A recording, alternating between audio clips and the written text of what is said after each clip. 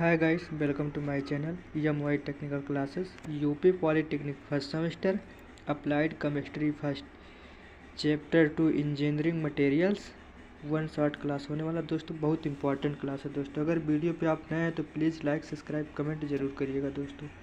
ये सब एग्ज़ाम में आने वाला दोस्तों क्वेश्चन है। देखिएगा दोस्तों, 2002 बार एग्जाम में आया, 16 में और 18 में एग्जाम आया, यानी ये इंपॉर्टेंट क्वेश्चन है दोस्तों। क्वेश्चन नंबर पहला, ADTA का पूरा नाम क्या होता है दोस्तों? तो ADTA का पूरा नाम जो होता है ethylene di amine tetra acetic अम्ल होता है दोस्तों।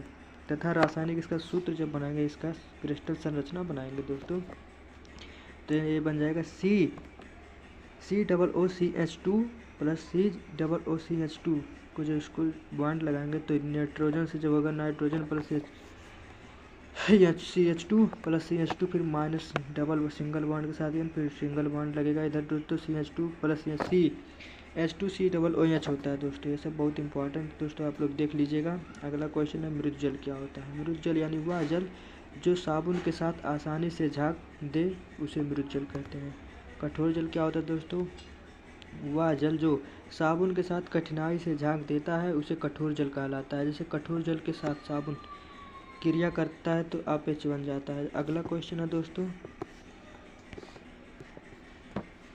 क्वेश्चन नंबर 4 है दोस्तों, किसी जल पूर्ति टन लीटर जल को 1 kg यूरिया पाया जाता है, यानी जब जल को BOD कितना होता है? तो NH2COHN2 तो AQ से जब प्लस करेंगे जो ऑक्सीजन के साथ इसको रिएक्शन कराएंगे तो nitrogen plus CO2 carbon dioxide plus 2H2O हो जाएगा दोस्तों।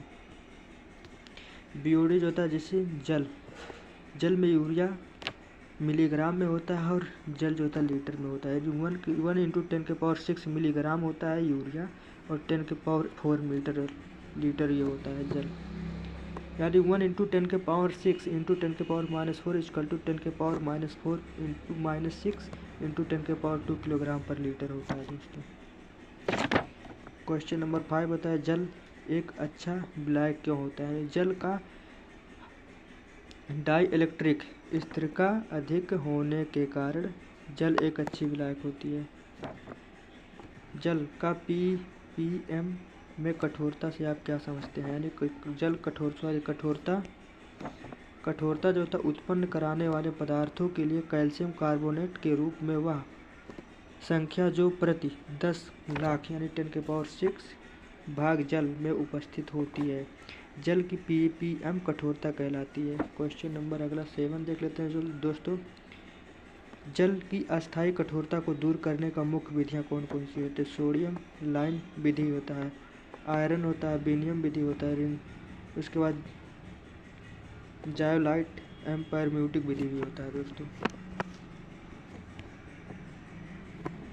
अब क्वेश्चन नंबर 8 है दोस्तों, यानी जल की कठोरता के प्रकार बताइए। यानी जल की कठोरता निम्न 2 प्रकार की होती है। क्वेश्चन नंबर 8 दोस्तों बहुत इंपॉर्टेंट क्वेश्चन है दोस्तों सभी। यानी जल का pH मान कितना होता है? तो जल का pH मान 7 होता है, अतः जल उदासीन द्रव्य होता है। ठीक है, परम्यूटिक को रासायनिक सूत्र का नाम दीजिए। परम्यूटिक रासायनिक सूत्र जो होता है Na2Si2O8X2O होता है दोस्तों। क्वेश्चन नंबर दोस्तों 11 इंपॉर्टेंट है, 2 बार क्वेश्चन में एग्जाम में पूछा, 19 में एंड 23 में भी पूछा है दोस्तों। यानी BOD और COD में परिभाषा बताइए। यानी BOD यानी जैविक ऑक्सीजन मांग होता है, यानी BOD जो होता है, यानी 1 लीटर जल जो होता है 1 लीटर जल की न्यून नमूने में जो उपस्थित कार्बनिक पदार्थों को सूक्ष्म जीवों द्वारा 20 डिग्री सेंटीग्रेड पर 5 दिन में पूर्ण ऑक्सीकरण करने के लिए आवश्यक ऑक्सीजन की मात्रा को जैविक ऑक्सीजन मांग यानी BOD कहते हैं। इसे ppm भी कहते हैं, व्यक्त करते हैं, ppm से व्यक्त करते हैं। अगला क्वेश्चन है दोस्तों,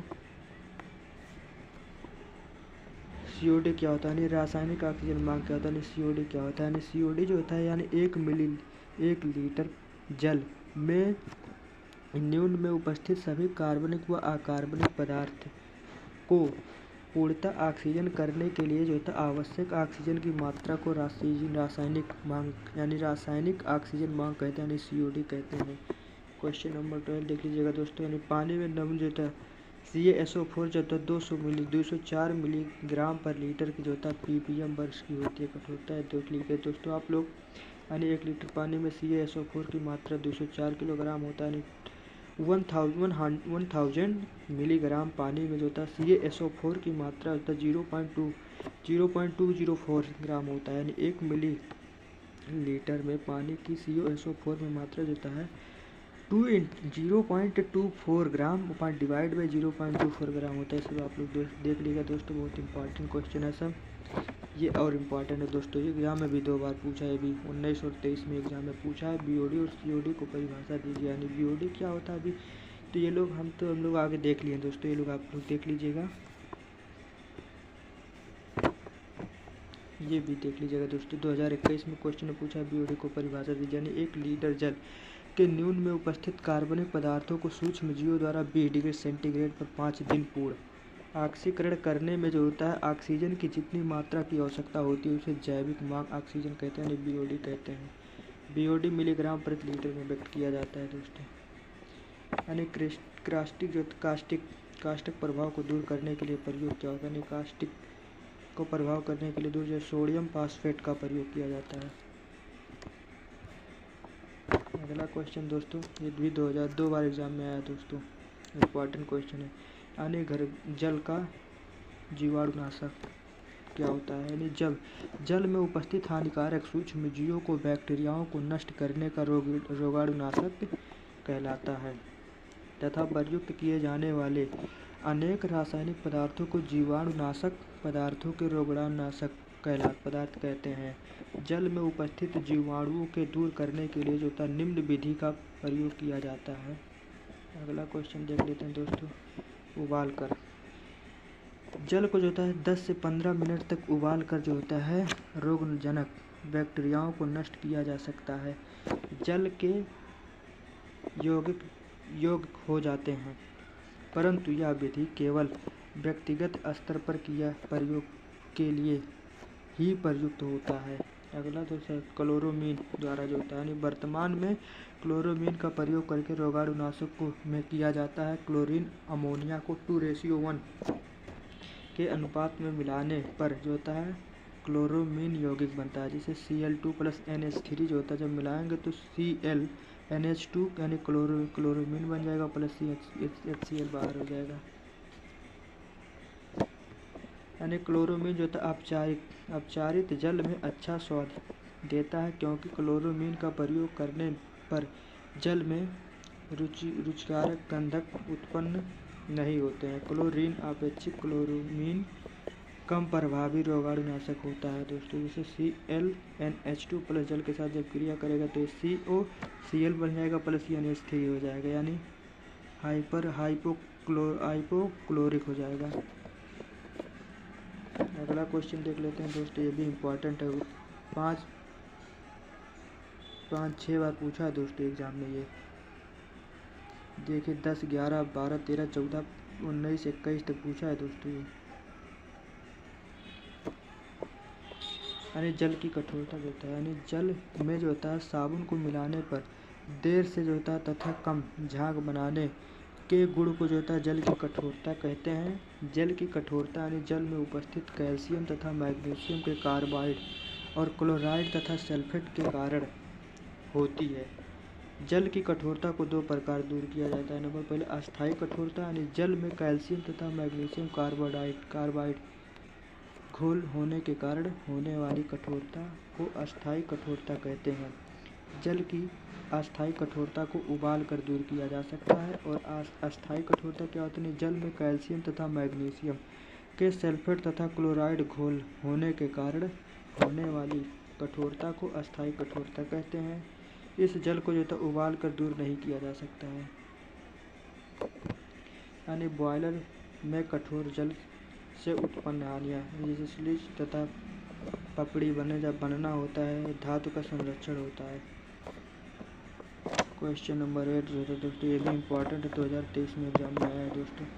यानी अस्थायी कठोरता क्या होती है, टेम्पोररी हार्डनेस, यानी जल में कैल्शियम तथा मैग्नीशियम के कार्बोनेट घोले होने के कारण कठोरता को अस्थायी कठोरता कहते हैं। जल की अस्थायी कठोरता को उबाल कर दूर किया जा सकता है। यानी अस्थायी कठोरता यानी परमानेंट हार्डनेस क्या होता है? जल में कैल्शियम तथा मैग्नीशियम को सल्फेट तथा क्लोराइड घुले होने के कारण कठोरता को अस्थायी कठोरता कहते हैं। यानी अस्थायी कठोरता को जो है उबाल कर दूर नहीं किया जा सकता है। कठोरता को कारण क्या होता है? यानी जल की कठोरता के कारण घुले हुए कैल्शियम, मैग्नीशियम कार्बाइड, सल्फेट तथा क्लोराइड इन लौड़ की वजह से जो होता है जल कठोरता कहलाता है। दूसरे शब्दों में जो होता है कठोरता जल में निम्न लक्षण होते हैं। नंबर पहला, कैल्शियम सल्फेट होता है CaSO4, कैल्शियम क्लोराइड होता है CaCl2, कैल्शियम बाइकार्बोनेट होता है यानी CaHCO3 का होल स्क्वायर होता है। मैग्नीशियम बाइकार्बाइड जो होता है यानी मैग्नीशियम CHO3 का होल स्क्वायर होता है। मैग्नीशियम सल्फेट MgSO4 होता है। मैग्नीशियम क्लोराइड यानी MgCl होता है। अगला क्वेश्चन होता है TDCA क्या को निर्धारित विधि बताइए। यानी जल में जो होता है जल में अनेक कठोरता पदार्थ जैसे खनिज, लौड़, धातु, धनायन, ऋणायन घोल होते हैं। जल की सांद्रता जो होता है जल की सांद्रता यानी TDS को जो होता है TDS वास्तव में जो होता है जल के ही कठोरता को जो होता है सॉलिड मिलीग्राम प्रति लीटर सांद्रता कठोर हमारे शरीर में जो होता है लाभकारी यदि शरीर में हो जाता है तो शरीर को नुकसान पहुंचाता है। नीचे तालिका में जो होता है पानी को TDS मान दिया गया है। ये लोग आप लोग देख लीजिए दोस्तों, इतना इम्पोर्टेंट नहीं है। ये भी दोस्तों एक बार एग्ज़ाम में आया हुआ है। थैंक यू दोस्तों। अगर हमारा वीडियो आप लोग को पसंद आया होगा तो प्लीज़ लाइक, सब्सक्राइब, कमेंट जरूर करिएगा दोस्तों। अब मिलते हैं नेक्स्ट वीडियो में आप लोग से।